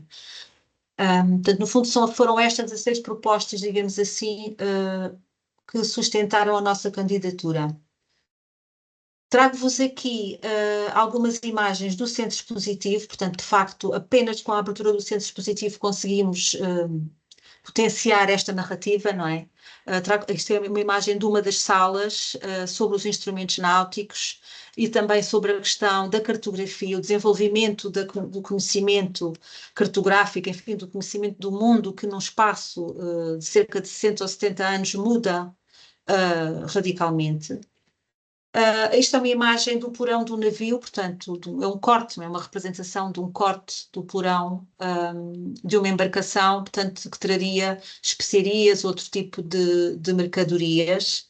As rotas comerciais, mas também as rotas da escravatura são também integradas na narrativa deste nosso centro expositivo. Por último, portanto, terminamos com a viagem. A viagem é uma experiência sensorial que conta a história de todo este processo, narrada pelo deus vento, que foi através dos ventos que se conseguiu explorar e continuar, portanto, chegar ao Cabo Bojador com a caravela e, portanto, navegando à bolina e contra o vento. Em termos de experiências... Raquel, eu vou-te só pedir para tentares acelerar um bocadinho, Vou acelerar, porque senão vou não temos acelerar. muito tempo. Obrigada, desculpa. Obrigada. Em termos de experiências, importa antes de mais referir que o objetivo para a direção regional, para nós, o objetivo desta candidatura nunca foi aumentar o número de visitantes. Nós somos um monumento que já tinha na altura um volume muito, muito grande, muito elevado de visitantes, de público, portanto não era isso que nos interessava. Continuamos a ser o monumento mais visitado a sul do Tejo e o segundo no ranking de museus e monumentos de Portugal. No fundo, o grande propósito e a grande mais-valia que nós temos com a pertença a esta rede de sítios de marca do património europeu, no fundo, é a internacionalização e é a capacidade de podermos trabalhar mais e melhor em equipa, trazendo também novos parceiros estratégicos a nível europeu. Portanto, no fundo, para nós, esta é a grande mais-valia do projeto. Fizemos parte desta network, da European Heritage Label Network, e através dela conseguimos desenvolver alguns projetos em conjunto, nomeadamente, enfim, trago aqui apenas um exemplo de um concurso fotográfico em que participámos, em que, por acaso, dos vencedores foi uma foto do promontório de Sagres e também outra do património subaquático dos Açores. Temos estado a desenvolver algumas atividades de sensibilização mais a nível local e regional, portanto já fizemos ações de sensibilização junto da nossa comunidade local em Sagres, mas também o Café com Letras foi uma ação dinamizada na FNAC em Faro, juntamente com outro projeto que tinha a ver mesmo com o Dia da Europa, foi feito, julgo eu, se não estou em erro, na semana em que se assinalava o Dia da Europa. Participação em conferências, isto é uma sessão no European Heritage Label Days em Bruxelas, novos projetos educativos. Por exemplo, este é um projeto diretamente focado para a promoção daquilo que é a marca do património europeu e daquilo que é a rede. Na altura, quando fizemos este projeto, éramos apenas 48 sítios, agora já somos 67, que promove os valores associados à marca do património europeu. E eu, por acaso, falando aqui na questão dos valores, queria terminar só com esta questão que para nós é importante. Que talvez não tenha sido ao longo desta nosso webinar, não tenha sido suficientemente abordada, que é a questão a importância da marca do património europeu. É um projeto patrimonial, é um projeto que dá destaque à história e à cultura europeia e de legitimação, obviamente, do projeto da União Europeia, mas também é um projeto que nos permite trabalhar o património enquanto projeto de cidadania, porque tem na sua base um conjunto de valores que são os valores associados aos direitos humanos, à liberdade, à democracia, e nesse contexto para nós, equipa do Promontório de Sagres, temos aproveitado, no fundo, esses valores e, ao longo dos últimos anos, a nossa programação cultural, artística e educativa trabalha muito estas questões ligadas à cidadania e aos direitos humanos, e temos desenvolvido sempre atividades neste contexto. Temos também aqui algumas outras atividades mais recentes, o nosso jogo educativo Rosa dos Ventos, e este é um caminho que ainda falta percorrer. Com a abertura recente do centro expositivo, permite-nos trabalhar de uma forma mais estruturada e permite-nos chegar mais longe. E termino por aqui a minha apresentação. Peço desculpa se demorei mais tempo. Obrigada a todos por me terem ouvido. Obrigada, Raquel. Não tem problema nenhum, sobretudo porque foi uma apresentação detalhada e muito interessante para todos nós sobre o sítio, que é o Promontório de Sagres, e daquilo que foi a candidatura, todas as mais-valias. Acho que tudo isto são contributos muito importantes para aquilo que queríamos colocar hoje aqui em cima da mesa. Rapidamente vou passar a palavra ao Paulo Roquete, que é do Bureau, como continuamos a dizer, neste português afrancesado, um bureau da marca de património europeu, e ele, melhor do que eu, irá explicar quem são. Obrigada, Paulo, por estar aqui. Obrigado, Lourdes, obrigado a todos e começar também por agradecer o convite. Para mim, sendo português, claro que é uma grande honra poder participar neste webinar e trazer um pouco aqui a apresentação do HL Bureau. Primeiro também dizer olá e obrigado a todos os sítios que temos comunicado várias vezes e a todos os outros presentes. Eu vou partilhar aqui a minha apresentação. Vou tentar fazer isto mais ou menos rápido para termos tempo depois para perguntas e respostas. Sim. Só partilhar aqui. Está contigo. Alguém está a falar? Já deve ter passado.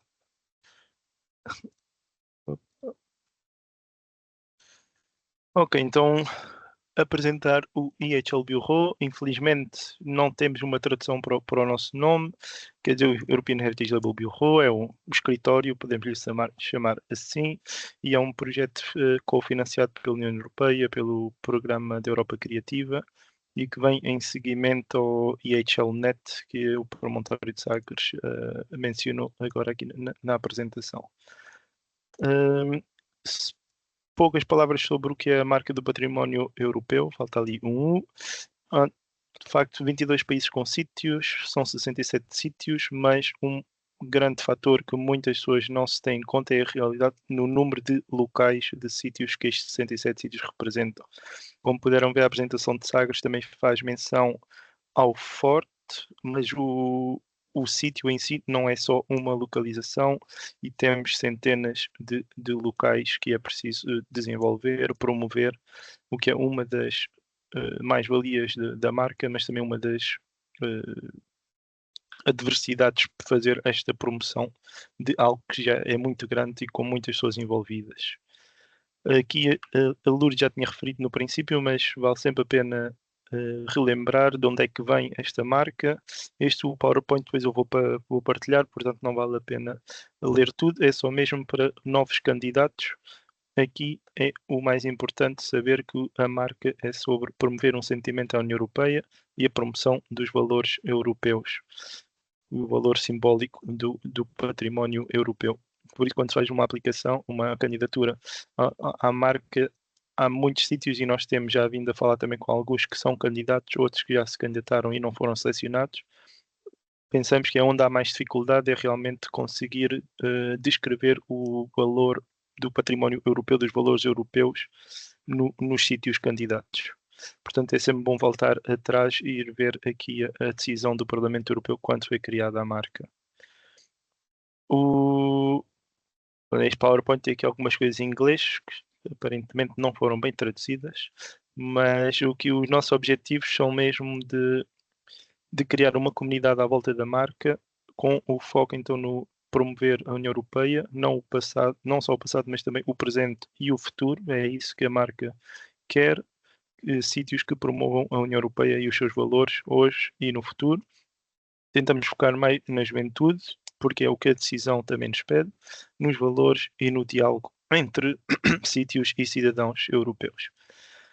O que é o EHL Bureau? É um projeto que tem uma data de início, teve uma data de início e tem uma data de fim, em junho de 2026, o que também é uma adversidade que temos que tentar resolver, mas tudo o que nós tentamos fazer é criar uma comunidade de prática à volta de certos aspectos. Aqui há este gráfico onde tentamos haver uma governança para a comunidade, com um núcleo duro, tentar organizar grupos de trabalho, que aqui chamamos grupos de prática, desenvolvimento muito do nosso trabalho na parte da comunicação, visibilidade, online, offline, com o website, a newsletter, as redes sociais e também os eventos.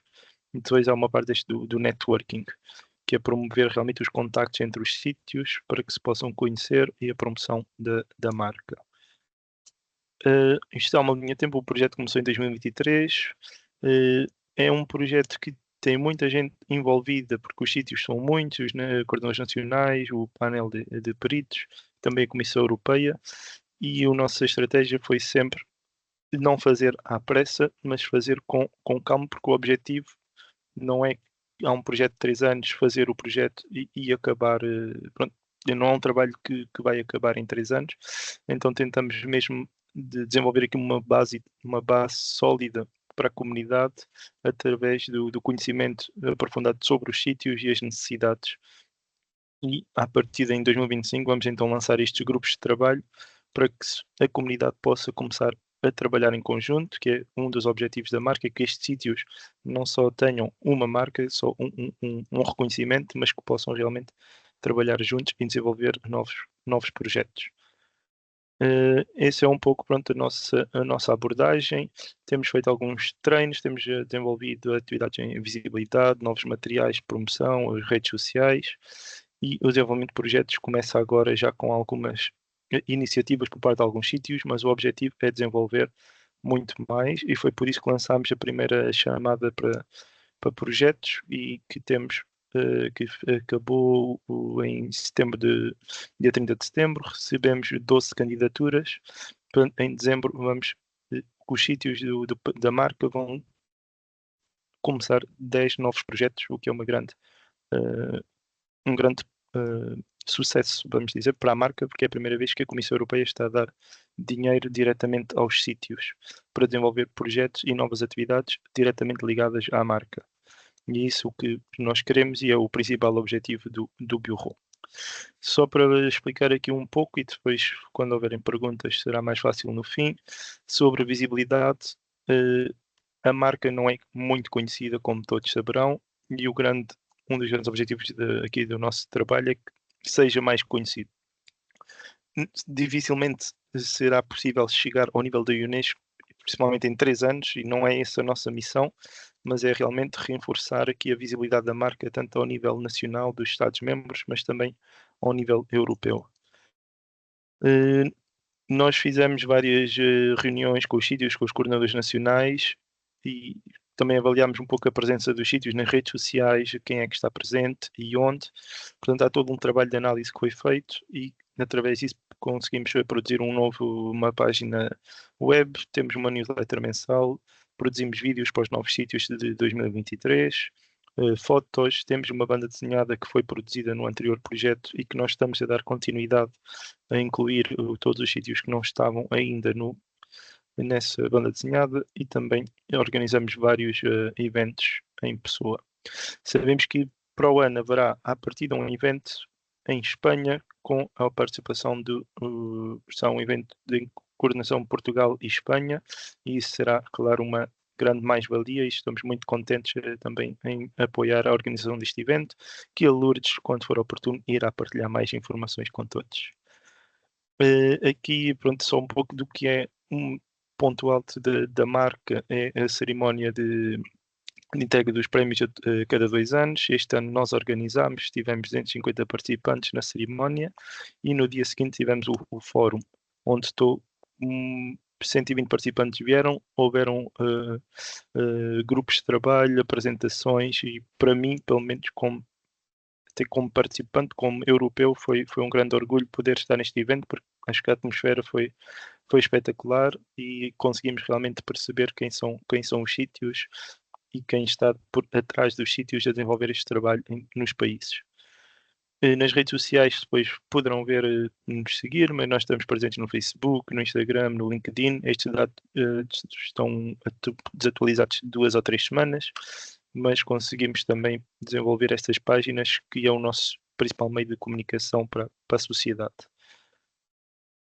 No que estamos a fazer no futuro, neste momento, é apoiar os sítios a serem mais presentes em redes sociais. Por exemplo, o LinkedIn é uma rede social que poucos sítios, especialmente organizações culturais, veem mais-valias, mas é uma rede muito importante para a promoção de como organizações de património, cultura, museus. Estamos a trabalhar em materiais de visibilidade, de brochuras, mapas e também em eventos futuros. Aqui também temos um vídeo que vai sair, entretanto, um vídeo animado a explicar o que é a marca, primeiro em inglês, mas vai ser traduzido depois em várias línguas, e também uma brochura que existe em inglês e que vai ser traduzida em várias línguas, que são os primeiros materiais de promoção e visibilidade da marca que não existem, por exemplo, ao nível da Comissão Europeia. São materiais que não existem e que são muito necessários para explicar o que é a marca. Depois, o segundo grande vertente do Bureau é o desenvolvimento de capacidades, e nós começámos esse trabalho com o fórum, mas também fizemos algumas discussões online com os sítios, com os coordenadores, e sessões de treino agora sobre a nossa chamada para projetos. Houveram 7 sessões de treinos sobre como desenvolver projetos, desde como pensar um projeto, identificação de problemas, desenvolver um orçamento. E isso tem sido uma mais-valia também, porque o Bureau não quer só capacitar os sítios para desenvolver projetos no âmbito da marca, mas também com que possam desenvolver projetos através de outros financiamentos europeus, como a Europa Criativa, o Horizonte Europa, o Erasmus, e que tentamos que os sítios possam aprender um pouco também ao desenvolver capacidades para apresentar candidaturas nesses outros fóruns. Temos várias ideias, várias áreas para trabalhar, para desenvolver, e o que estamos mais também a tentar fazer neste momento é coordenar com outras iniciativas existentes. A ideia não é recriar tudo do zero, porque já existem iniciativas para digitalização, já existem iniciativas para a juventude, outros projetos que falam sobre acessibilidade. Então, a ideia do Bureau não é recriar todas essas redes e iniciativas, mas sim como juntar o Bureau e os sítios ao que já existe e desenvolver então novos projetos e novas capacidades. Aqui já falámos, também só aqui algumas das coisas que estamos a desenvolver agora são relações com todas estas iniciativas. Haverão outras, mas sobre o património religioso, o Eurovelo, as redes de ciclismo que existem na Europa, que fazem uma grande referência a sítios Unesco e passam em muitos sítios da marca e não há qualquer referência. Nós temos mapeado, fizemos mapeamento de várias do Eurovelo, das rotas culturais, e existem muitas oportunidades para colaboração que devem ser exploradas. E também estamos a desenvolver agora também um mapeamento das organizações de juventude a nível dos Estados-membros, e vamos contactar os coordenadores nacionais brevemente sobre isso. E há muito trabalho a ser feito com todas estas iniciativas existentes. Para concluir, temos então as redes sociais, o website, a newsletter, e estamos também disponíveis por e-mail para qualquer questão. E aqui uma foto da nossa equipa. Nós somos uma equipa não muito grande, somos 4 membros de momento permanente, e neste evento em abril em Antuérpia tivemos que chamar aqui alguns dos nossos colegas porque era um evento bastante grande, mas estamos sempre ao dispor para qualquer pergunta. Tentei fazer isto um bocado rápido porque penso que as perguntas serão mais interessantes, mas qualquer questão é não hesitar, e muito obrigado. Obrigada, Paulo. Muito obrigada por esta apresentação do vosso trabalho, que vai muito além da coordenação apenas com a Comissão Europeia, com os sítios, com os coordenadores nacionais. Tem a ver com capacitação dos sítios, preparação para a participação em outros programas que não só esta iniciativa, colaboração com outros projetos já em curso. Há muito a fazer, também há muito que tem sido feito, e realmente desde 2023, desde que vocês começaram, tem sido mesmo muito aquilo que foi feito, e acho que todos os sítios que têm participado podem reconhecer isso. Agradeço a apresentação, como os colegas dos sítios que estiveram também a apresentar, e agora passaria a palavra aos nossos participantes, a todos que estão aqui presentes, que queiram colocar questões, ou questões mais gerais, mais específicas sobre um determinado ponto, que tem a ver com candidaturas, que tem a ver com alguma particularidade no âmbito do trabalho do Bureau. Deixo agora, como se costuma dizer, o estrado é vosso, the floor is yours. Levantem a mão para que nós identifiquemos quem é que quer colocar alguma questão, e rapidamente passaremos a palavra já a quem quiser falar. Ou se quiserem comentar, não só colocar uma questão, mas também fazer algum tipo de comentário. António Maia do Amaral, faça favor. Eu queria só dizer que tenho um outro compromisso a começar às 5, aqui de Portugal continental, e portanto se houver alguma questão especificamente que me especificamente envolva, que avance primeiro essa questão, porque eu antes das 5 vou ter mesmo que sair. Muito obrigado. Com certeza, faça favor, a nossa intenção era mesmo terminar às 5, prolongamos um bocadinho mais, se for necessário. Quem tiver questões, façam favor.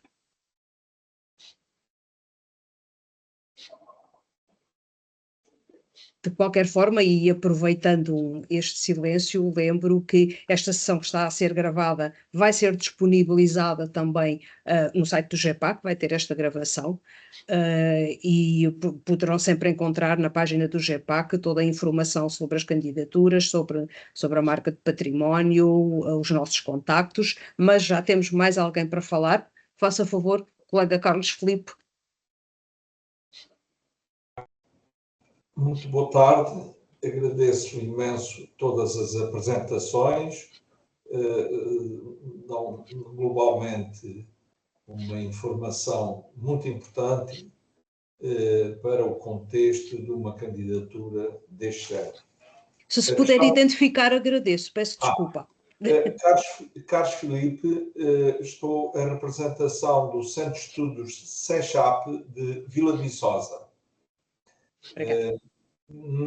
Começo por dizer que não conhecia esta marca. Esta marca, tive conhecimento dela recentemente e fiquei surpreendido pela dimensão já de sítios que obtiveram uma classificação e pela dimensão na Europa e o interesse que traz para toda a Europa. O caso rápido que eu gostava de questionar tem a ver com o prazo, uma vez que hoje estamos a 7 de novembro, o encerramento das candidaturas está previsto para o final do mês.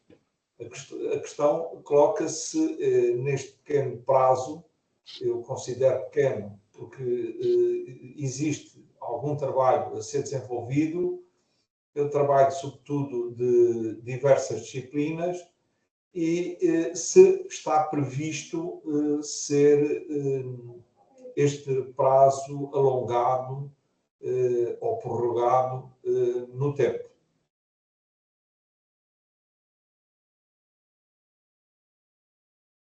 Bom, essa questão que eu posso dizer é que a candidatura, ou seja, o prazo para a apresentação das candidaturas, nós não o poderemos prolongar. E não o podemos prolongar porque tudo obedece depois a uma sequência de etapas que culminam no envio ao painel europeu das candidaturas que forem pré-selecionadas a nível nacional, e esse envio tem de ser feito até ao final de fevereiro. Portanto, para que a recolha das candidaturas nacionais possa ser efetuada e possam ser analisadas para todos os procedimentos, não conseguimos ir além do final e abrimos no início de outubro. De qualquer forma, estamos disponíveis para trabalhar convosco naquilo que for necessário, podemos marcar uma reunião, conversar. Hoje já tivemos aqui muitas sugestões, muitos contributos relativamente à preparação de uma candidatura. Estamos disponíveis, enquanto coordenadores, para trabalhar convosco, não é evidente. O que sugiro é que veja bem toda a documentação que está no site do GEPAC, como os colegas há pouco também referiram, o formulário de candidatura é essencial, as questões que são colocadas, o desagregar de todas aquelas questões, e podemos tentar. De qualquer forma, as seleções são de 2 em 2 anos, diria que se não puder ser este ano, haverá tempo para uma candidatura daqui a 2 anos. Se calhar mais vale preparar bem uma candidatura para daqui a 2 anos do que tentar rapidamente preparar algo que pode não ser o mais adequado. Mas isso agora é uma decisão vossa, como é evidente. Estamos disponíveis para trabalhar convosco. Muito obrigado pela disponibilidade.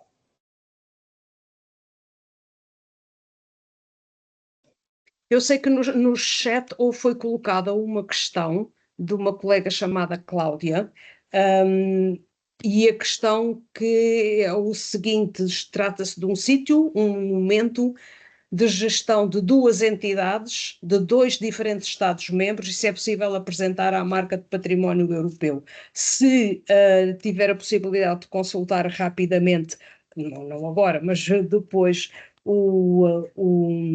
a decisão número 11, aquela que estabelece as bases da marca de património europeu, existem três tipos de sítios e a definição é bastante clara. E existem os sítios transnacionais.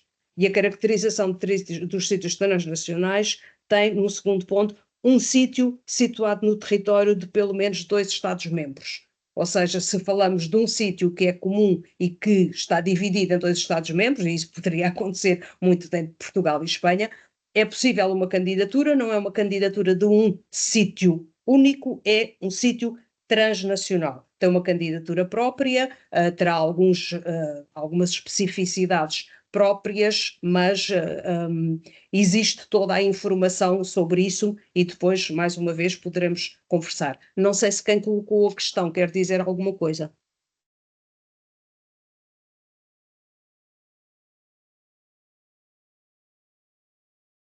Não, provavelmente já não estará na reunião.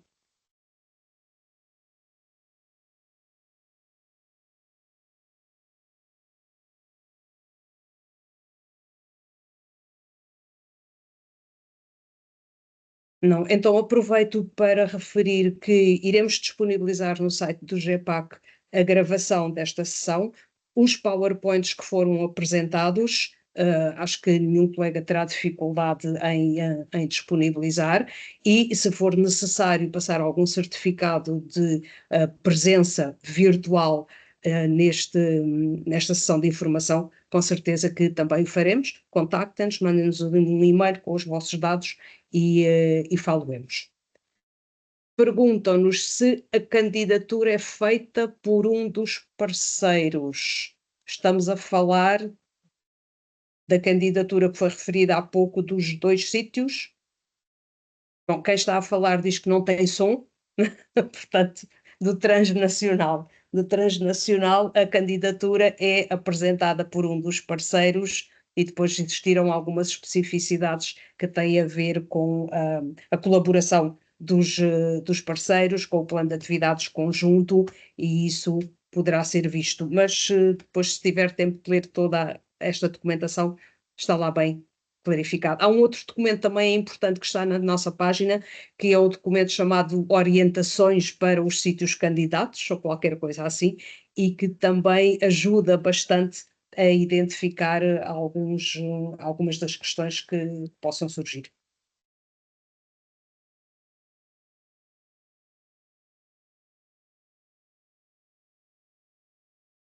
Mais alguma questão? Vou aproveitar só então para me despedir e bom continuação ao prosseguimento deste webinar, foi um prazer. Adeus a todos. Muito obrigada, António. Muito obrigada pela sua participação, pelo seu contributo. Até breve. Até breve. Obrigado.